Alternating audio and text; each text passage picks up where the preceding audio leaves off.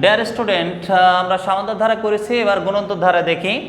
5 plus y plus z equal 135 গুণোত্তর ধারা ভুক্ত হলে ওয়াই এবং জেড এর মান নির্ণয় করো।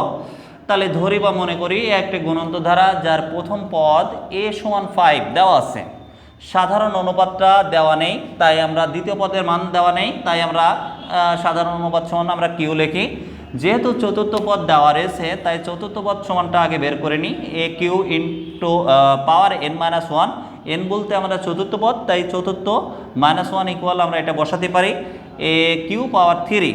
তাহলে এটা সমান আমাদের চতুর্থ পদ দেওয়া আছে 135, তাই আমি 135 বসিয়ে নিলাম।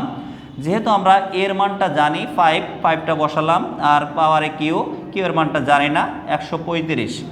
তাহলে আমরা 5 রেখে এই কিউটা রেখে 5 গুণ আকারে আছে আমরা ভাগ করে দিই। 135 বাই 5 কিউ পাওয়ার বললে আমাদের অপশনগুলোতে 5 দিয়ে ভাগ করলে 2, আর থাকে হচ্ছে 3, 5 7 35 হয়। তাহলে ইকুয়াল আমরা কিউ এর পাওয়ার 3 27, 3 এর পাওয়ার কিউ দিলে আমরা 27 হয়। তাহলে উভয় পক্ষে কিউ আছে, কিউটা বাদ দিয়ে দিই, অতএব কিউ সমান আমাদের 3। কিউ এর মান জানতাম না, আমরা পেয়ে গেছি। যেহেতু দ্বিতীয় পদ এবং তৃতীয় পদটা মিসিং আছে, তাই আমরা দ্বিতীয় পদ সমান লিখব। দ্বিতীয় পদ ইকুয়াল এ কিউ পাওয়ার 2 - 1। তাহলে 5 আমরা জানি প্রথম পদ এর মান, আর কিউ এর মান জানতাম না, পেয়ে গেছি 3। তার পাওয়ার আছে 2 এর থেকে একবার দিলে 1, তাহলে 3 এর পাওয়ার 1 করলে 3 হয়, আর 5 আছে 3 5 15। আমাদের দ্বিতীয় পদ ওয়াই এর মান অলরেডি বেড়ে গেছে।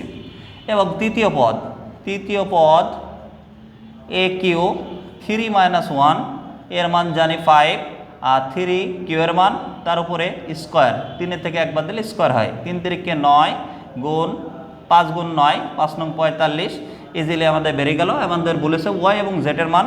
দ্বিতীয় পদ যেহেতু ওয়াই আছে তাই আমরা বসাবো 15, আর তৃতীয় পদ যেহেতু জেড আছে বসাবো 45। এইটাই আমাদের অ্যান্সার।